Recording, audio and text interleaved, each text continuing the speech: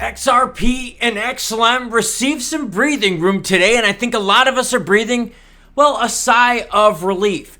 I've also got to ask you a question regarding PayPal stablecoin. Your thoughts? Well, more than your thoughts. We'll get into it. And speaking of breathing, I ended up in 4th place.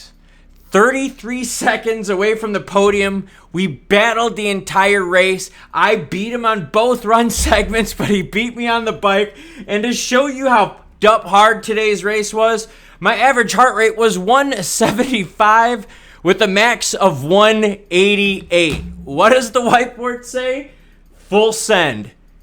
Make those trips around the sun count, everyone, because you only got so many of them. Normally we started off with your comments, but there were so many of you wishing me good luck with the race that I would feel bad if I singled out a few.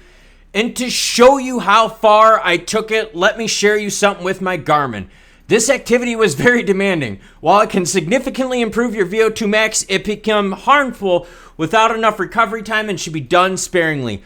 Full send, bitches. I let it go, and I got to give my hats off to the guy that beat me by 33 seconds. It was a close race. Bitcoin sitting at 26,205, ETH 1682, XRP getting breathing room. We're going to talk about XRP price and breathing room. XLM right now, more breathing room, up 7% in the last 24 hours, sitting at 13.1. We're still not at pre-Torres action. H-bar, by the way, pumps and dumps. I keep telling you, pumps and dumps. Today's video is going to be about your thoughts. I want you to like the comments on fire because I seriously want to think what you think about it. Uphold CEO confirms what everyone, 100% XRP support and reserves.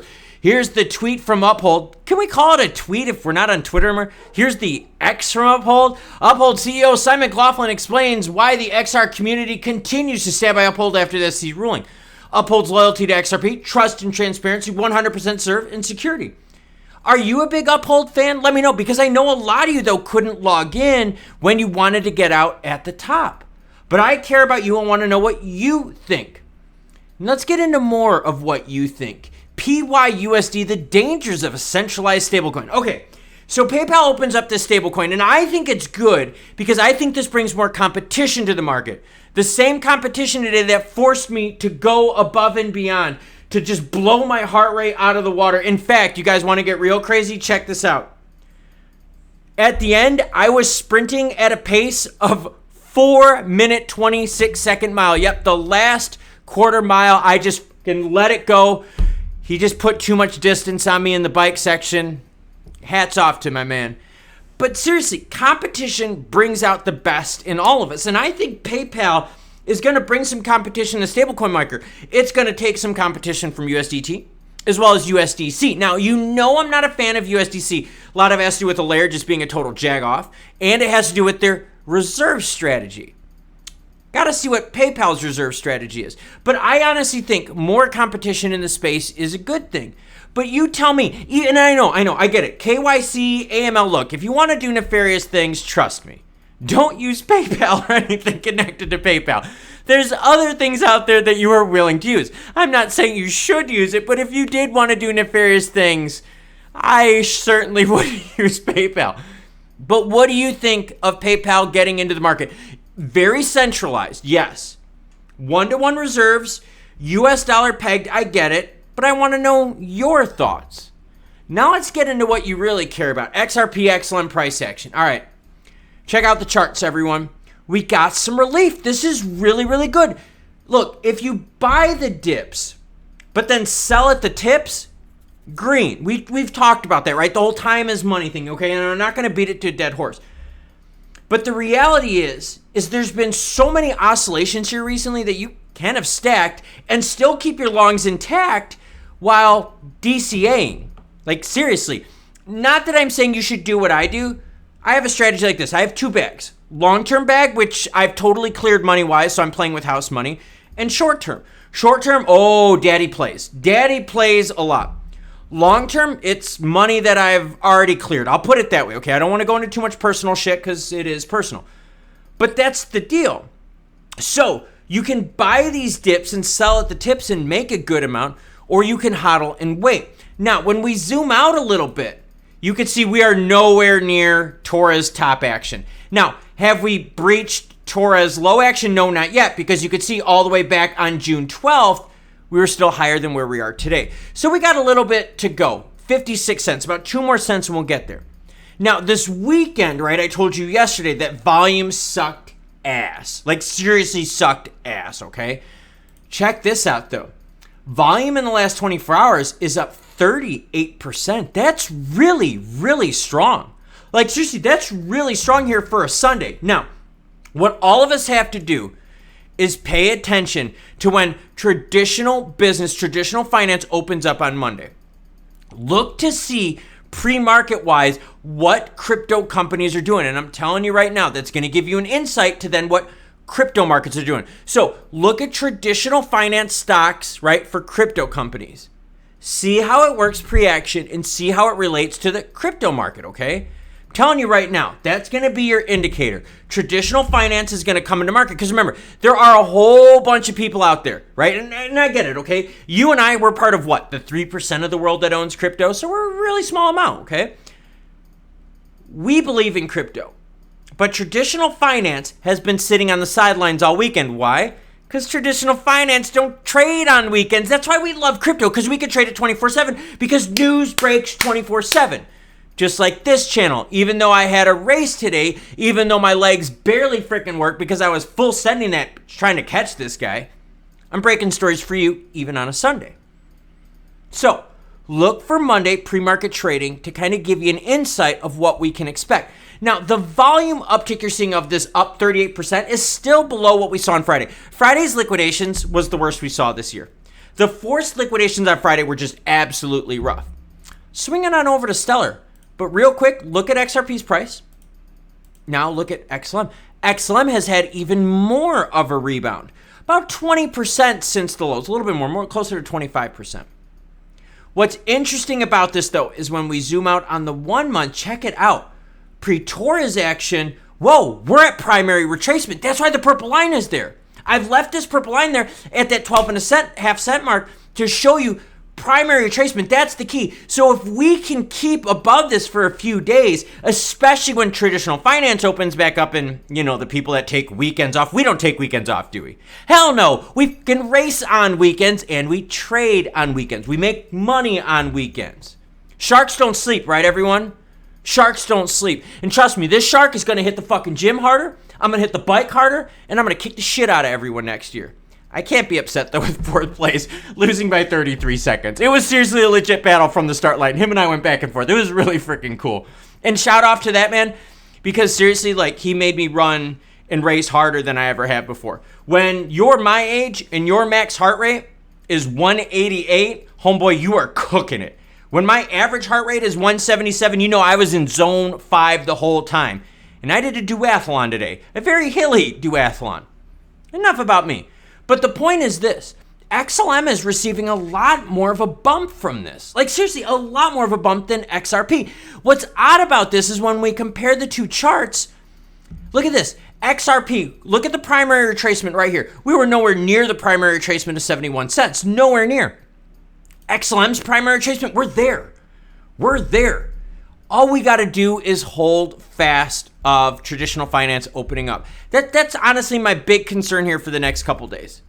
When the traditional money comes in, you know, when the old folks come in and, you know, the guys that work bankers hours and take weekends off and I shut my phone off because the market, yeah, no. We work all day, all week, don't we? We work hard.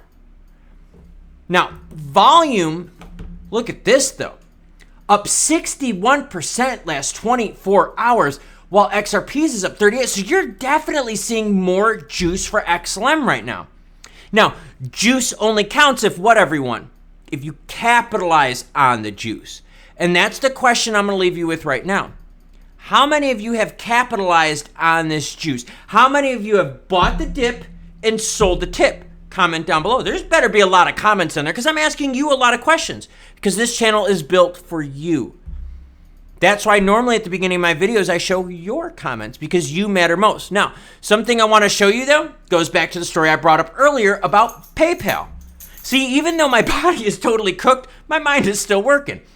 But what did I bring up about PayPal? Market cap action. Look at this. USDC now several days under 26 billion in market cap. That's very significant. In fact, if we click on it, and before I click on it, check it out, what's right above it? XRP, store of value. We talked about that. The big value proposition for XRP is store of value. Now, that will grow as others falter. But let's look at USDC market cap. Watch what happens here, and this is going to show you everything you need to know. Here's the market cap, and we're going to blow out for 1 year. Look at that. Look at that. So you see this huge decline here, right? This huge decline right here was when the US banks had problems. You notice that PayPal launched their stablecoin after a bunch of the US banks defaulted, which means they've avoided the bullshit already. So strategically, right off the bat, PayPal is ahead of the curve. Now, how much of this will PYUSD, PayPal stablecoin, eat away from the USDC market cap? Will those two work in tandem because they're backed 1-to-1 to the US dollar? And once we start seeing what their reserves are made of, will they really go in lockstep? The point I wanted to show you with all this news today is that yes, there's dips in crypto, but you can capitalize on them. You can. Now, I'm not telling you what to do. That's not the point of this channel. This is a news channel. That's why when everyone in the comments asks me, Klaus, what should I do? I don't answer that. Not because I don't want to, because it's not right for me to. I'm a news channel, both good and bad. That's why you hit the subscribe button for independent news. Don't you notice that when the price goes up, the news is more positive for me? Yeah, because there's good things going on. But when it's bad, I'm going to show you the bad. But the market cap of USDC is something I'm going to pay a lot of attention to, because I want to see how much of a bite gets taken out with the PYUSD launch. I also want to see when we start looking at market cap in terms of general, right, cryptos. Once that takes a bite out of it, are you going to see a further separation from XRP? Now, the reason I bring that up is because look what's right underneath USDC, Cardano. Cardano at 9.5 billion. That's a far, far cry from 28.6. We're talking essentially Cardano would have to 3x in price. Like 71 cents. Seriously, Cardano would have to get to what? 60, 70, like 81 cents, somewhere around there? Yeah, about 81 cents in order to get XRP price action. That ain't going to happen, girlfriend. Yeah, that is not going to happen. So let's keep an eye on the market. Let's keep an eye on the news. And let's hope that this week brings more good news. Why? Because this guy here behind the mic and behind the camera loves to bring good news. But Jesus, in a bear market, you know it's going to be mostly negative. Now, all I ask is this. Just show the channel support in any way you can. Doesn't matter to me if it's a sub, a like, super chat, a comment, whatever you feel comfortable doing. Why? Because this channel raced today for over an hour and a half at zone 5 heart rate, just beating the hell out of himself on one of the most hilliest courses I've ever done. Up to 40. By the way, I got my road bike per hour. Even got my race number behind the board. So do what you can to support the channel, because I would greatly appreciate it, because I'm going to do whatever I can to support you by bringing you the hottest and latest news, even at times where I should be relaxing and chilling the F out. But you matter to me. Just like that guy today that forced me to go harder than I've ever gone. I fought my asthma. On the last mile, my asthma was just rip-roaring and I went right through it. I literally collapsed at the finish line. It was rough. But competition brings out the best in us. And I want to bring out the best in you. That's why I bring you news, both good and bad, so that you can make the best decisions possible. What am I doing today? Well, I just had a pitcher of margaritas and some really good fajitas. I've also got a recovery drink because, oh my, am I going to need it here these next few days. You cool cats, though? Shit, all I got to say is thank you. Thank you for the wishes. Thank you for the support. Thank you for viewing. Thank you for everything. You all mean so much to me, and that's why I pushed it, because I didn't want to let you down either. I know I didn't get third, but I tried my hardest. And the old guys still kick ass, let me tell you. 43 years old, and I still full sent that son of a bitch. 188 max heart rate with an average of 177. You know I wasn't holding back. So for you, I pushed it. For me, I pushed it. For everyone, I did. And I'm going to keep pushing it with the news, too. So, you cool cats, have a great rest of your day, and thank you.